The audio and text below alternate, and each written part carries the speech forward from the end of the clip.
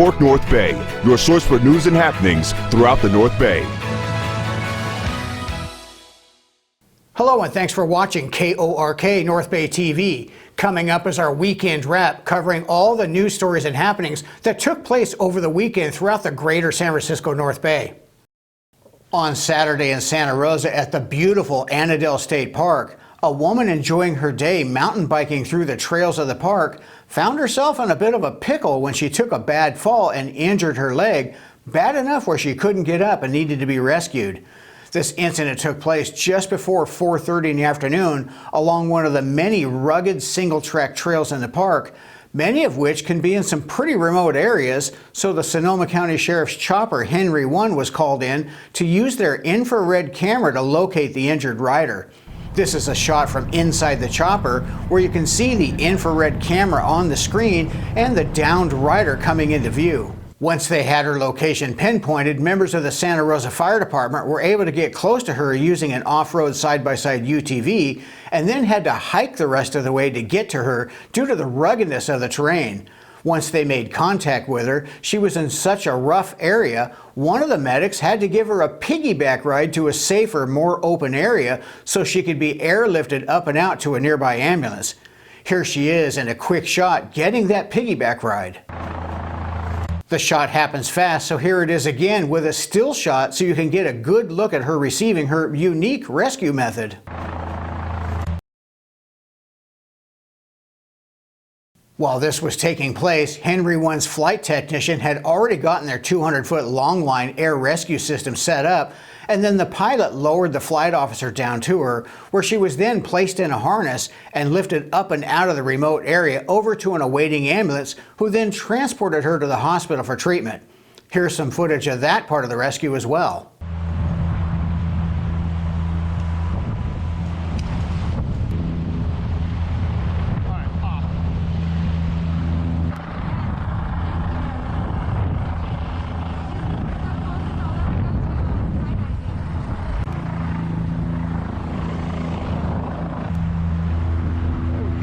Sit right down on your butt. This was yet another great job performed by our amazing first responders. The Sonoma coastline is well known for its breathtaking beauty. In fact, we even have an image of it in our studio depicting all the iconic features of the North Bay. But what some people tragically find out is that not only are the cliffs along the coastline dangerous and even deadly in a few cases a year when people get too close to the edge, and the eroding earth gives way, leading to a tragic and deadly fall, well, the water itself is also very dangerous in many areas with colder than expected temperatures, riptides, and undertows. And unfortunately, in this story, that's the tragedy that one person fell victim to on Thursday last week when their body was found in the waters off of Duncan's Landing, which is located almost exactly between Bodega Bay and Jenner along Scenic Highway 1. According to the report, just before 10:45 that Thursday morning, 911 was called after people at the scene noticed an older silver-colored compact car parked in the lot and footprints down on the sandy beach that led into the water with no one in sight. Rescue teams from the Sonoma County Fire District and the Sonoma County Sheriff's Office responded to the scene. When no one was located, they sent a diver into the water who located a person's body floating in the water, so the swimmer brought them back to shore. But unfortunately, that person was pronounced deceased at the scene. The waters in this particular location are well known for being hazardous with strong undertows. In fact, this location even has a place called Death Rock. Even if you went just knee-deep in the water, it can sweep you off your feet, and once you've been swept out, the cold temperature and deadly current can easily cause you to panic, which can be deadly, and that's believed to be what happened in this incident, although it's still under investigation. There have been no details about the person or their identity released yet. Our condolences go out to their family. On Friday evening in the usually quiet town of Petaluma, a neighborhood in the area of Danby Court, which is on the northeast side of town right off of Sonoma Mountain Parkway, next door to the Santa Rosa Junior College Petaluma campus, was taken by surprise when a massive police response showed up in front of a home and closed off access to the street. This event happened just after 7 o'clock in the evening after a call was made to a third-party crisis center by a man claiming to be inside the target home, armed with a gun and an explosive device strapped to his body, claiming that he had just shot the elderly woman inside the home and that he would start shooting if police tried to move in on him. Because of the seriousness of the situation and the potential for this to become a deadly event with gunfire, heavily armed police surrounded the home. That's just a generic image of a similar situation and not one from this actual scene because there were no pictures of it to show you. Officers made contact with the homeowner, and to their surprise, he was out of town at the time, but they did say that there was an elderly family member inside the home, so the next step was to try and make contact with whoever that person was, which they did by calling her and asking her to come to the door and come outside. So she did, and she was completely unharmed and said that there was no shooting and that no other people were inside the home. It turns out that this is what's called a swatting event, where someone thinks it's funny to call police and report a seriously dangerous situation that requires the response of a SWAT team to go surround the house, which puts everyone in danger because when they arrive, they're all armed up and ready to go, and they don't yet know the full situation, which means someone can get seriously hurt or killed if they made some wrong or stupid moves. Once they figured out that this was a false event, the next phase of the investigation begins in finding out who made that phone call and bring them to justice. They're working on that right now. Let's hope they find that person soon. In Fairfield on Friday, a call was made to the Fairfield Police Department from school officials at Sem Yedo High School saying that they were informed that one of their students might be in possession of a handgun. So police officers arrived to the school and visited the student while he was in class to search his belongings. And sure enough, in his bag was a loaded .40 caliber Glock handgun, so he was taken into custody.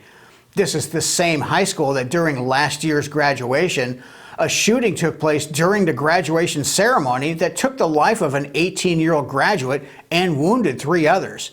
That shooter was a 17-year-old who authorities tracked down and took into custody in the state of Texas. Thankfully, this incident didn't turn into another shooting.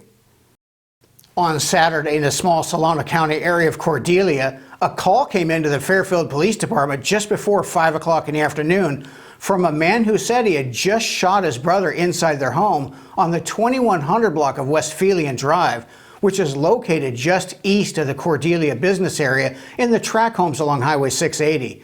The caller also said that he believed his brother was dead, so both police and medics were dispatched to the scene. When officers arrived, they met with the man who called, who was identified as 56-year-old Christopher Cullen, and arrested him while medics tended to his critically injured brother, who they transported to the hospital. But unfortunately, he died from his injuries a little more than an hour later. Cullen was charged with the murder of his brother and booked into Solano County Jail, and the 9mm handgun that he used was taken as evidence. There were no details for what led up to this family dispute that caused one brother to murder the other, but if more details about it come out, we'll bring it to you. In Fairfield last year on August 8th, a 19-year-old young man was sitting in his car in a parking lot at the corner of West Texas Street and Pennsylvania Avenue when he was shot and killed.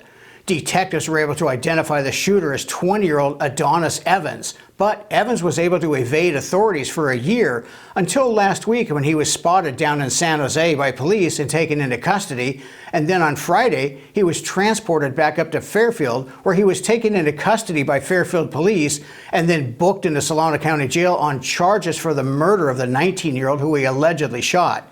It's nice to hear when a suspect on the run is finally located and taken into custody, especially one wanted for murder. In Vacaville on Thursday, an altercation took place between 2 men on the 500 block of Greenwood Drive, which is on the eastern side of town near Peabody Road. During the argument, one of the 2 guys brandished a handgun, which escalated the situation from an argument to a more serious situation, so police headed to the area. During that time, one of the men took off in a vehicle heading towards Peabody Road, so the officers used flock license plate reading cameras to track which way the guy went and were able to locate him and pull him over near the freeway. A search was made of his person and his vehicle, but no gun was found, so they were thinking the one with the gun was the other guy, but the other guy also left the scene, but he was on foot headed towards a nearby Lucky supermarket. So officers began searching the area for him, and sure enough, he was spotted. So the officers tried making contact with him, but This guy had other ideas and took off running. Oh, he was fast, but not as fast as the officer who went after him. Let's take a look at the body cam footage from the chase.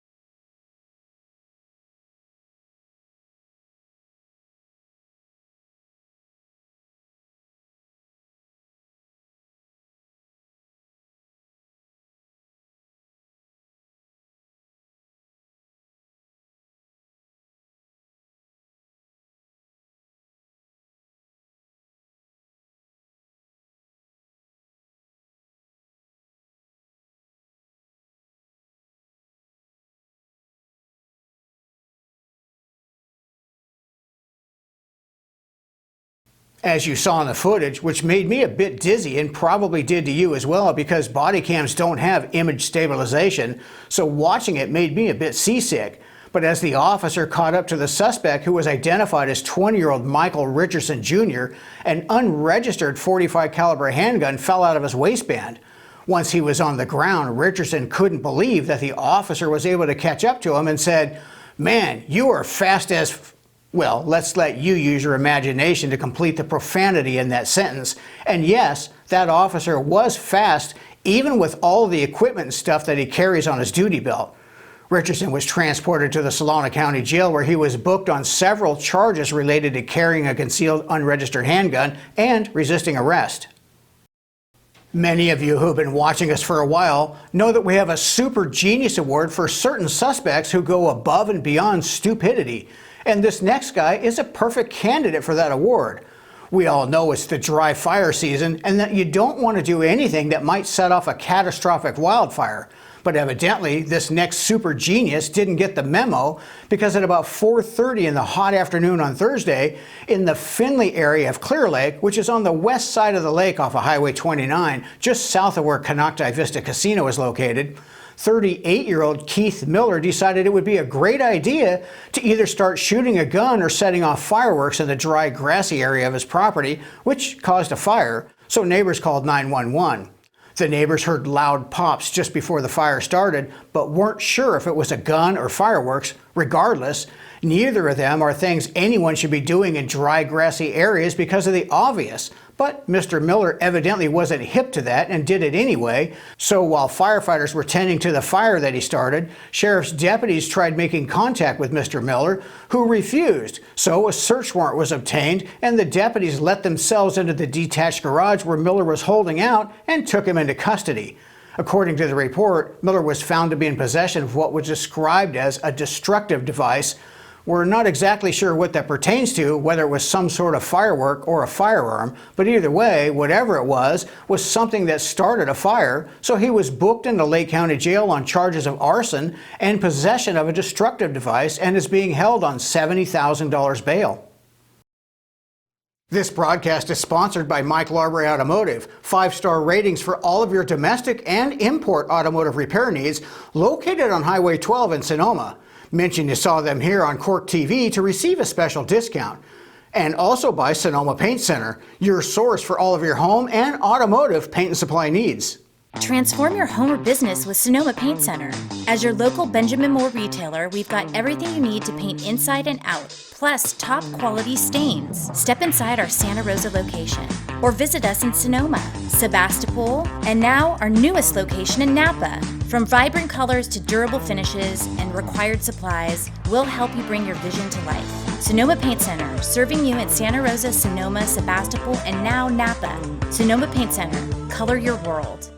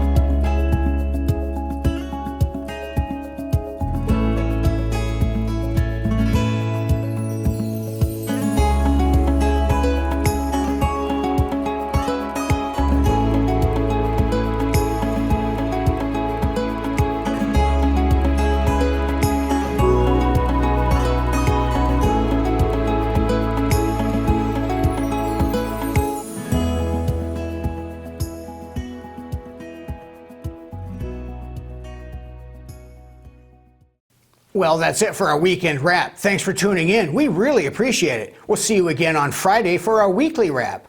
Remember, you can watch us on our website at KORKTV.com, or you can also watch us on Roku or Amazon Fire TV.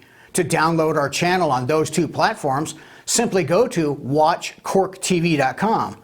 That's watchkorktv.com. Or in either of those platforms, just search for KORK North Bay TV and add our channel to your favorites. We'd sure appreciate it. You can also watch us on our YouTube channel by going to KORKTVchannel.com. That's KORKTVchannel.com. Or just search for KORK North Bay TV in the YouTube search bar and subscribe to our channel. We also have a free app for all smartphones, including iPhones and Android phones, as well as both Windows-based and Apple-based computers. To download our app on any device, just go to KORKTVapp.com. That's KORKTVapp.com. We're always free to watch with no signing up or subscription, and unlike newspapers and most other news outlets, we don't have any paywalls. We'd like to wish everyone a safe, healthy, and happy weekend. Thanks for watching. We really do appreciate it.